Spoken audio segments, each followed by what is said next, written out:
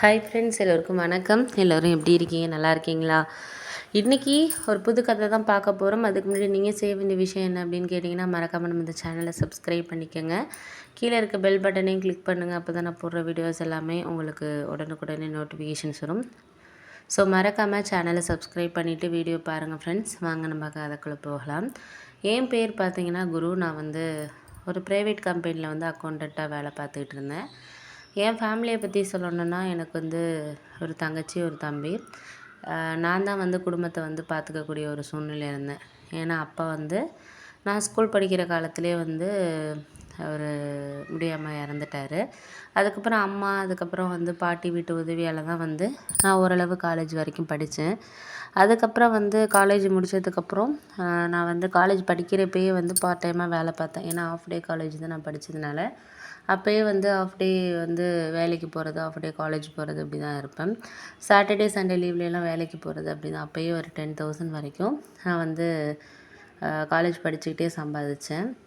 சொந்த வீடு தான் அப்படிங்கிறதுனால அம்மாவுக்கு இருந்தாலும் தங்கச்சியை படிக்க வைக்கணும், தம்பியும் படிக்கணும். அதுக்கப்புறம் வீட்டு செலவு இதெல்லாம் அவங்களும் பக்கத்தில் ஒரு பிளாஸ்டிக்கு மேனுஃபேக்சரிங் கம்பெனியில் அந்த பிளாஸ்டிக் பொருள்லாம் அடுக்கி வைக்கிறது, கவுண்ட் பண்ணி இது பண்ணுறது, பேக் பண்ணுறது அந்த வேலைக்கு போனாங்க. அதில் ஒரு நாளைக்கு 300 சம்பளம். அவங்களும் ஒரு மாதம் ஒரு 10,000 கிட்ட சம்பாதிச்சாங்க. என்னோடய சேலரியும் அவங்க சேலரியும் வச்சு தான் நாங்கள் ஃபேமிலியை ஓரளவு நல்லா தான் ரன் பண்ணிக்கிட்டு இருந்தோம். அதுக்கப்புறம் எனக்கு படிப்பு முடித்தோன்னே நான் நல்ல மார்க்ஸ் எடுத்திருந்ததுனால எனக்கு கம்பெனி இன்டர்வியூ வந்தாங்க. நிறைய கம்பெனிஸ் வந்தாங்க எங்கள் காலேஜுக்கு. அதில் ஒரு கம்பெனி பர்டிகுலர் கம்பெனிக்கு என்னை ஒரு 17,000 சம்பளத்துக்கு ஏன்னா ஃப்ரெஷருங்கிறதுனால அப்போ தான் படித்து முடிக்கிறதுங்கிறதுனால அவ்வளோ சேலரிக்கு எடுக்கிறதே ரொம்ப ஒரு இதாக இருந்துச்சு. அதில் நான் செலக்ட் ஆனேன். ஸ்டார்டிங் சேலரி எனக்கு 17,000 நான் வாங்கிறது தான் அந்த கம்பெனியில் போனது. இப்போ 4 வருஷம் ஆகுது. இப்போ நான் ஒரு 35,000 கிட்ட சம்பாதிச்சுக்கிட்டு இருக்கேன். அடிஷ்னலாகவும் வேறு வேறு சாதாரண மிடில் லெவல் கம்பெனிஸ்லாம் இருக்கிறவங்களுக்கும் அந்த மாதிரி அக்கௌண்ட்ஸ் பார்த்து கொடுக்குறது, அதுக்கப்புறம் கடை வச்சுருக்கவங்க அவங்களுக்கெல்லாம் ஆடிட் பார்த்து கொடுக்குறது, அந்த வேலையும் எனக்கு தெரிஞ்ச வரைக்குமே செஞ்சு கொடுத்துட்ருந்தேன். அதுலேயும் வர கமிஷன்லாம் சேர்த்து ஒரு மாதம் ஒரு 50,000 கிட்ட நான் சம்பாதிக்க ஆரம்பிச்சிட்டேன். இப்போ தங்கச்சி படிப்பு முடிச்சுட்டு அவளும் ஸ்கூலில் வேலை பார்த்துக்கிட்டு இருக்கா. அவளுக்கு இப்போ கல்யாணம் பண்ணணும் அப்படிங்கிற ஒரு முடிவில் தான் அம்மா இருக்காங்க. ஏன்னா அவளுக்கு பண்ணி முடித்ததுக்கு அப்புறம் தான் எனக்கு பண்ணணும் அப்படிங்கிற மாதிரி அம்மா ஒரு ஐடியாவில் இருக்காங்க. ஆனால் எனக்கு என்ன ஒரு என்னென்னா, தங்கச்சிக்கு கல்யாணம் பண்ணி முடிச்சுட்டு அதுக்கப்புறம் தம்பி படிப்பு அவனுன்னு ஒரு வருஷத்தில் முடிச்சிடுவான். அவன் படிப்பு முடிச்சதுக்கப்புறம் அவன் ஒரு நல்ல ஜாப்புக்கு போயிட்டு அவனும் ஓரளவு நல்ல ஒரு இதுக்கு வந்ததுக்கப்புறம் தான் நான் ஒரு 3-4 இயர்ஸ் கழித்து தான் கல்யாணம் பண்ணிக்கணும், அதுக்கு முன்னாடியெல்லாம் எனக்கு கல்யாணம் வேணாம் அப்படிங்கிற மாதிரி தான் எங்கள் அம்மாட்ட சொல்லிட்டு இருந்தேன்.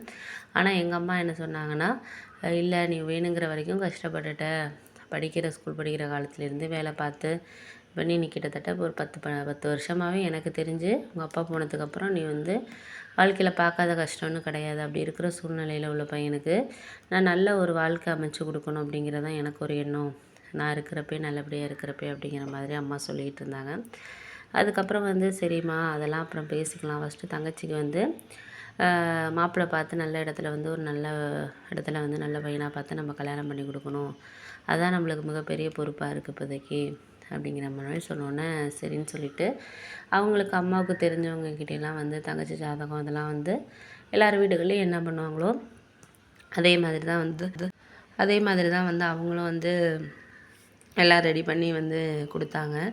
கொடுத்ததுக்கப்புறம் நல்லா தான் இது பண்ணிகிட்டு இருந்துச்சு. அப்போ அந்த சமயத்தில் என்ன ஆச்சுன்னா, நம்ம என்ன தான் ஒரு நல்ல இடமா பார்த்தாலும் சில பேர் வீட்டில் எதிர்பார்ப்புங்கிறது அதிகமாக இருக்கும். பையன் படிச்சிருந்து நல்ல ஒரு வேலையில் இருந்தால் அவங்களும் வசதியாக இருந்தாங்கன்னா, பொண்ணு மட்டும் அழகாக இருந்து ஒரு நல்ல ஒரு திறமையாக படிச்சிருந்தால் மட்டும் போதாது. அவங்க இங்கே வர பொண்ணு நிறையா வரதட்சணை கொண்டு வரணும் அப்படின்னு சொல்லிட்டு எதிர்பார்க்குற குடும்பங்கள் நிறைய பேர் இருக்காங்க.